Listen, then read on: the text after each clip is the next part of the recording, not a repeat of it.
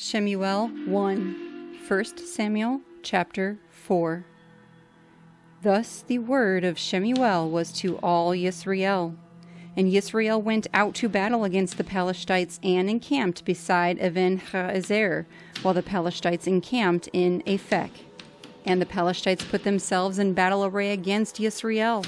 And when the battle spread, Yisrael was smitten by the Palestites, who killed about 4,000 men of the army in the field. And when the people came into the camp, the elders of Yisrael said, "Why has Yahuah smitten us today before the Palestites? Let us bring the Ark of the Covenant of Yahuah from Shiloh to us, so that he comes into our midst and save us from the hand of our enemies." And the people sent to Shiloh, and they brought from there the Ark of the Covenant of Yahuah of hosts, dwelling between the cherubim. And the two sons of Eli, Hophni and Phinehas, were there with the Ark of the Covenant of Elohim. And when the Ark of the Covenant of Yahuah came into the camp, all Yisrael shouted so loudly that the earth shook. And when the Palestites heard the noise of the shout, they said, "What is the noise of this great shout in the camp of the Ephraim?" And when they knew that the Ark of Yahuah had come into the camp, the Palestites were afraid, for they said, "Elohim has come into the camp." And they said, "Woe to us, for it has never been like this before. Woe to us! Who shall deliver us from the hand of these mighty Elohim? These are the Elohim who smote the Mitzrites with all the plagues in the wilderness. Be strong and be men, you Palestites, that you do not become servants of the Ephraim as they have been to you. Be men and fight." And the Palestites fought, and Yisrael was smitten, and every man fled to his tent. And the slaughter was very great, and there fell of Yisrael 30,000 foot soldiers. And the Ark of Elohim was captured, and the two sons of Eli died, Hophni and Phinehas. And a man of Benjamin ran from the battle line the same day, and came to Shiloh with his garments torn and dirt on his head. And he came in and saw Eli sitting on a seat by the wayside watching, for his heart trembled for the Ark of Elohim. And the man came into the city and reported it, and all the city cried out.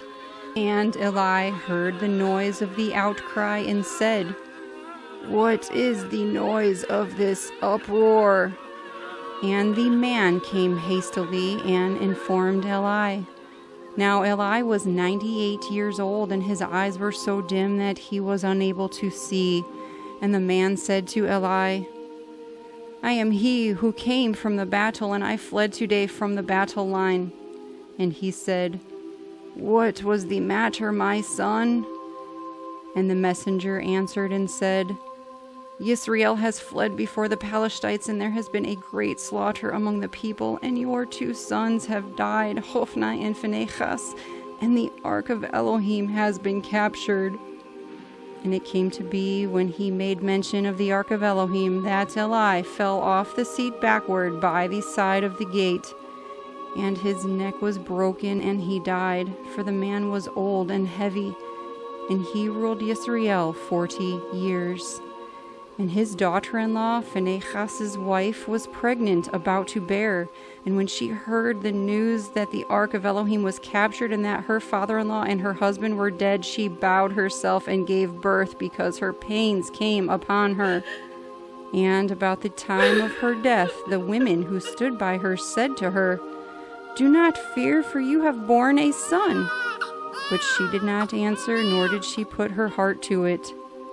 And she called the child Ichabod, saying, "The esteem has departed from Yisrael," because the Ark of Elohim was taken, and because of her father-in-law and her husband.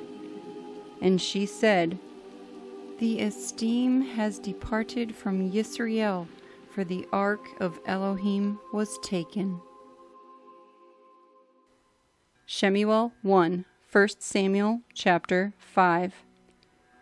And the Palestites took the Ark of Elohim and brought it from Even Haezer to Ashdod. And the Palestites took the Ark of Elohim and brought it into the house of Dagon and put it by Dagon.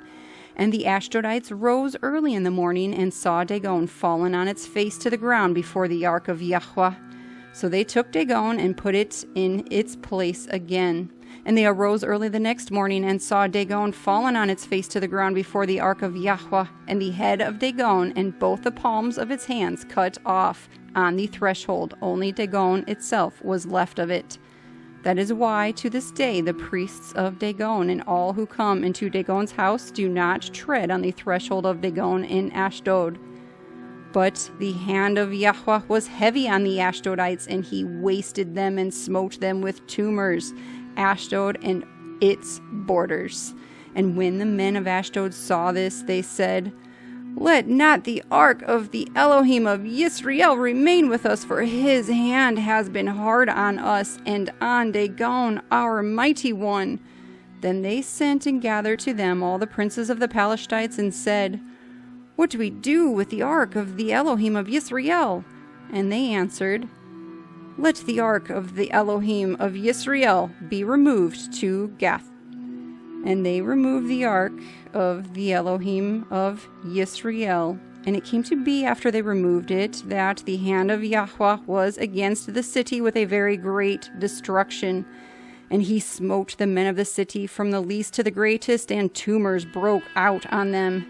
Then they sent the ark of Elohim to Ekron.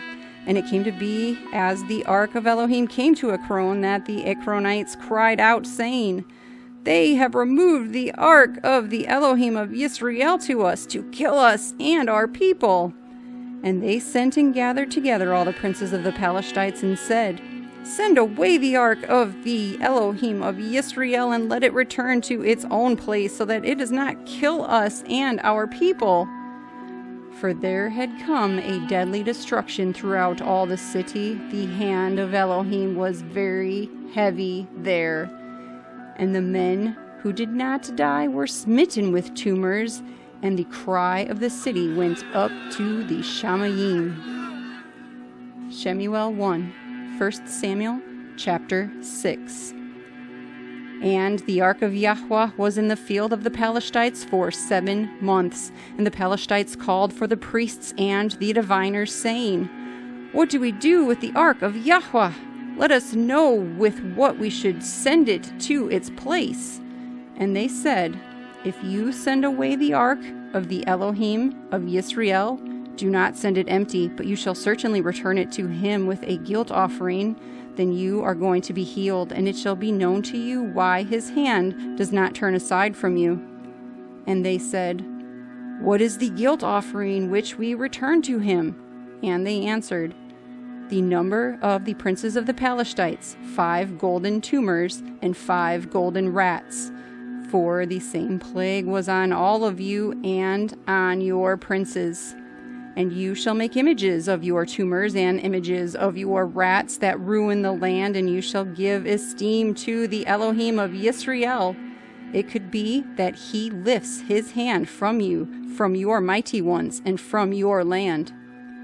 And why do you harden your hearts as the Mitzrites and Pharaoh hardened their hearts? When he had severely dealt with them, did they not send them away, and they went? And now take and make a new wagon and 2 milk cows which have never been yoked, and hitch the cows to the wagon, and take their calves home away from them, and take the ark of Yahuah and put it on the wagon, and put the objects of gold which you are returning to him as a guilt offering in a chest by its side, and send it away, and it shall go. And you shall see if it goes up the way to its own border to Beth Shemesh, then he has done us this great evil. But if not, then we shall know that his hand has not come against us. An accident it was to us." And the men did so, and took 2 milk cows, and hitched them to the wagon, and shut up their calves at home. And they put the ark of Yahuah on the wagon, and the chest with the gold rats and the images of their tumors. And the cows went straight for the way to Beth Shemesh, and went along the highway, bellowing as they went, and did not turn aside right or left. And the princes of the Palestites went after them to the border of Beth Shemesh. And Beth Shemesh were reaping their wheat harvest in the valley. And they lifted their eyes and saw the ark, and rejoiced to see it.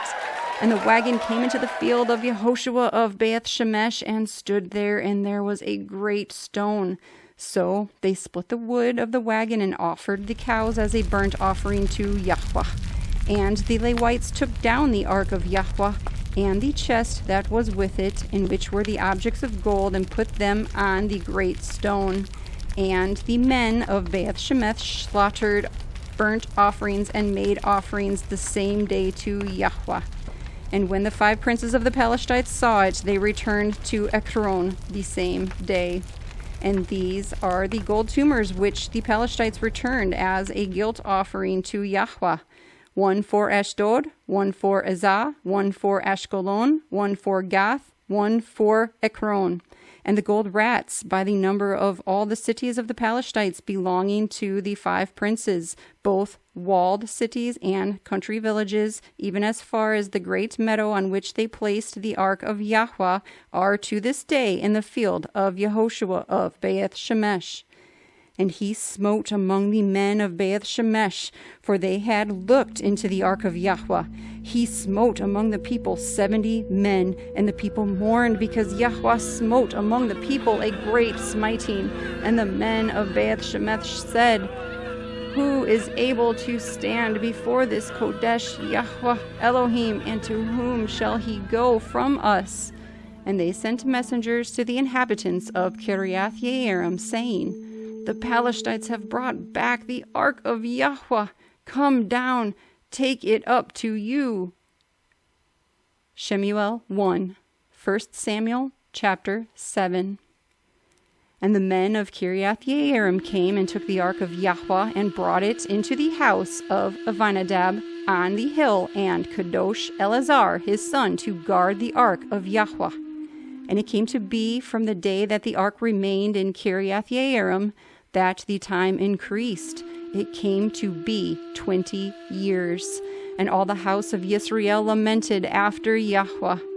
And Shemu'el spoke to all the house of Yisrael, saying, If you return to Yahuah with all your hearts, then put away the foreign mighty ones and Ashtaroth from among you, and prepare your hearts for Yahuah, and serve him only, so that he delivers you from the hand of the Palestites.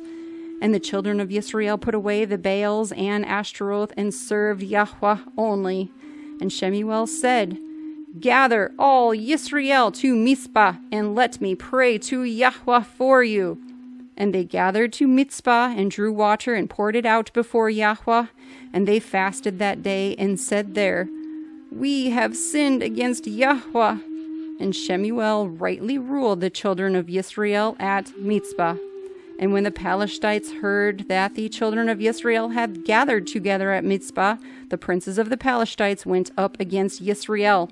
And the children of Yisrael heard of it, and were afraid of the Palestites. And the children of Yisrael said to Shemu'el, Do not cease to cry out to Yahweh our Elohim for us, that he would save us from the hand of the Palestites. And Shemu'el took a suckling lamb and offered it as a burnt offering completely to Yahuah. And Shemu'el cried out to Yahuah for Yisrael, and Yahuah answered him. And it came to be, as Shemu'el offered up the burnt offering, the Palestites drew near to battle against Yisrael. But Yahuah thundered with a great noise on that day on the Palestites, and troubled them, and they were smitten before Yisrael. And the men of Yisrael went out from Mizpah, and pursued the Palestites, and smote them as below Beeth Kar. And Shemu'el took a stone, and put it up between Mizpah and Shen, and called its name Even Hazer, saying, Thus far Yahuah has helped us. Thus the Palestites were humbled, and no longer came into the border of Yisrael. And the hand of Yahuah was against the Palestites all the days of Shemu'el. And the cities which the Palestites had taken from Yisrael were returned to Yisrael from Ekron to Gath. And Yisrael recovered its borders from the hands of the Palestites. And there was peace between Yisrael and the Amorites. And Shemu'el rightly ruled Yisrael all the days of his life. And each year he made the rounds of Bethel and Gilgal and Mizpah, and rightly ruled Yisrael in all those places. Then he returned to Ramah, for his home was there, and there he rightly ruled Yisrael, and there he built an altar to Yahuah.